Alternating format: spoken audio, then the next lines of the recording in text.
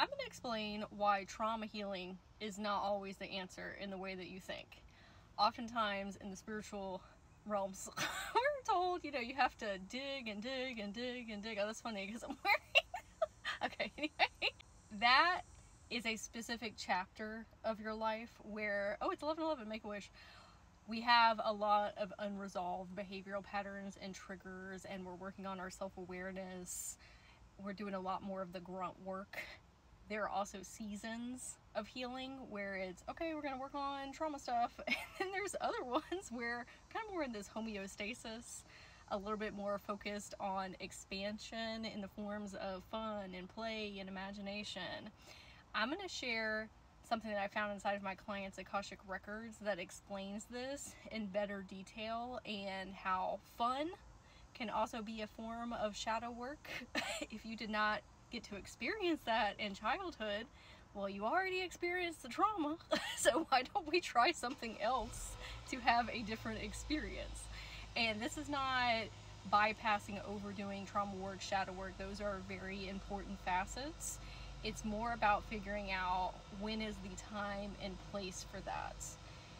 Eventually we have to get off the hamster wheel of healing and start taking life day by day and saying, if something comes up, I will pay attention to that and I will do what I need to do with the tools and resources that I have, or find some if I need to. Other times, going out and doing chalk art or blowing bubbles or going for a swim or going to an amusement park is going to be the answer.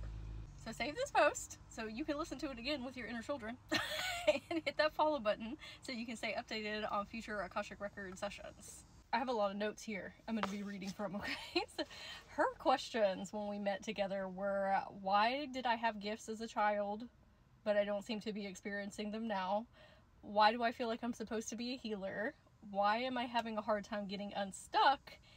And also experiencing some difficulties with meditating just in general. These bugs are very loud outside. We appreciate them, but okay.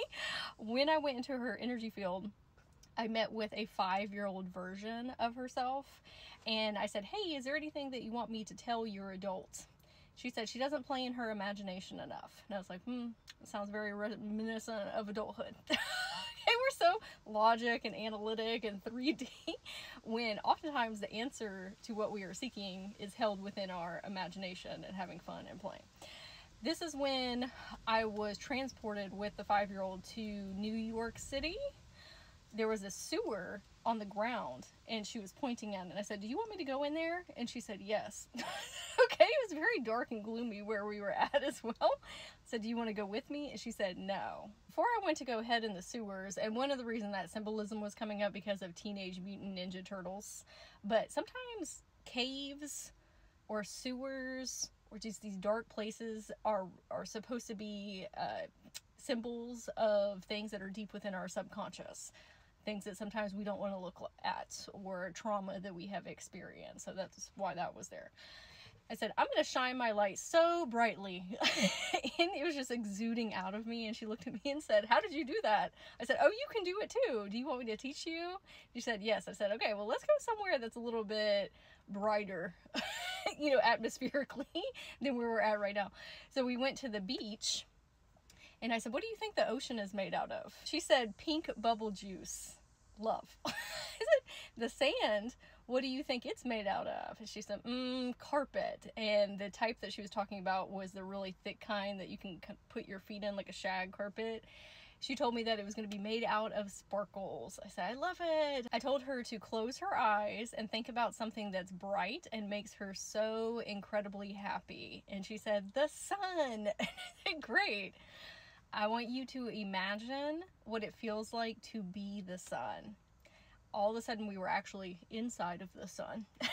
And we looked over, there was a woman that was in there, and she was really fabulous and carefree, had these colorful clothes on, just like this really exuberant energy.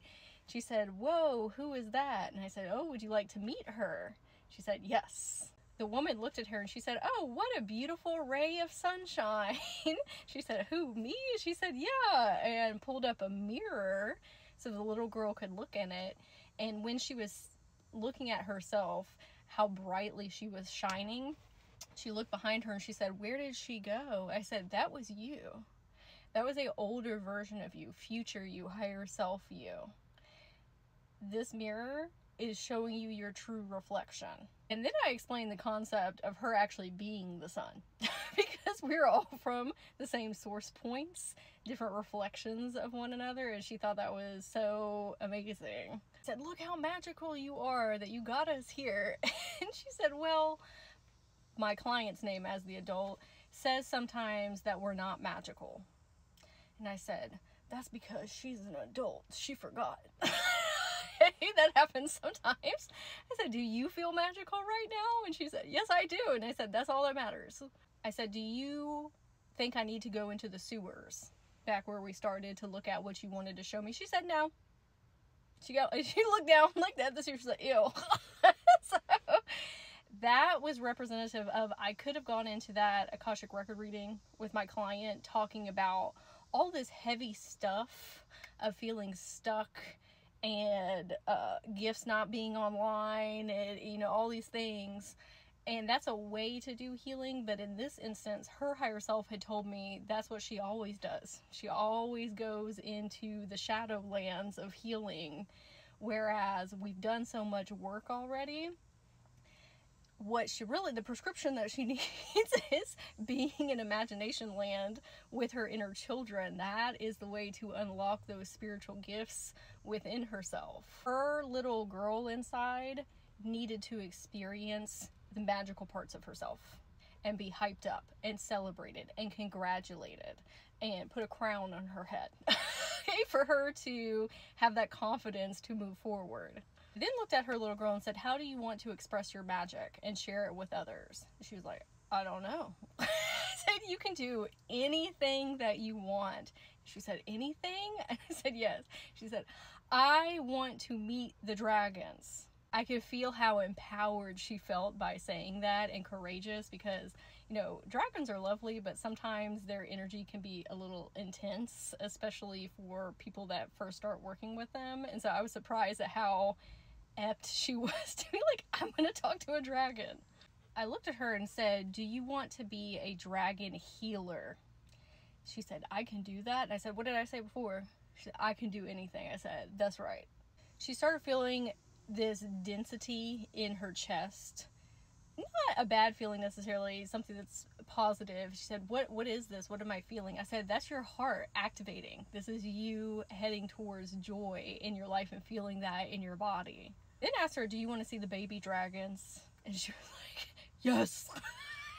I said, "Come on." And we took off with one another. And in the dragon dimension, you can equate it kind of like a daycare for baby dragons. And when we got there, she was kind of peering over the little corral that they were in. And I said, "Do you want to pick one for yourself?" And she said, "I can do that." I said, "Yeah." All of the dragons have different elements. There's celestial and fire and water and earth.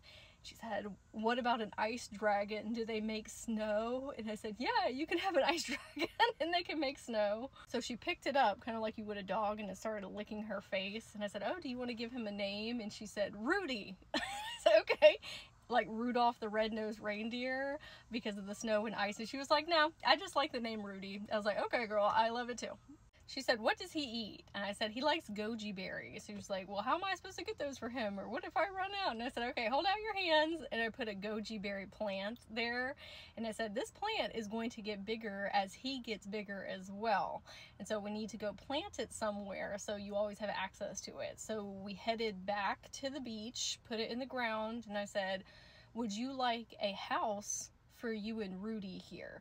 Maybe a castle, because, you know, dragons and castles go hand in hand." And she said, "Oh, I want a big giant sand castle for us to live in." I said, "Perfect." And we sat there and built it together. She looked at me and said, "Can he fly?" Talking about Rudy. And I said, "Well, why don't you ask him?" And she did.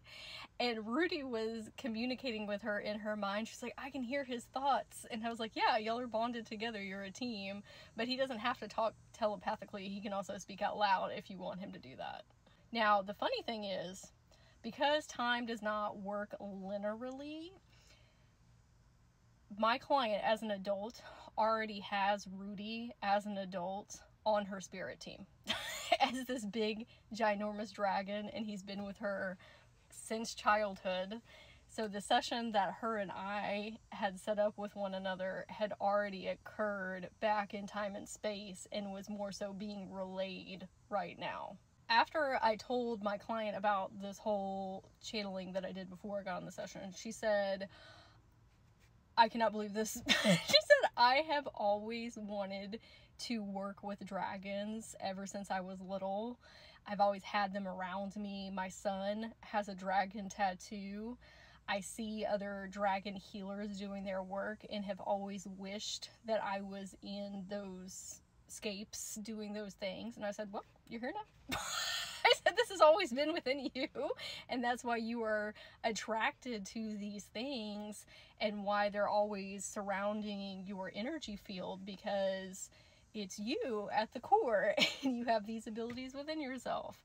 This is why it's really important to listen to pings from our higher self and our spirit team and follow those, even if you don't consciously know why they're telling you, because you never know what is on your path. I mean, sometimes you do, but your higher self and your guides are sending you these things for a reason, because they are meant to unfold for you in the way that they're meant to unfold. So I said, this worked out exactly how it was supposed to.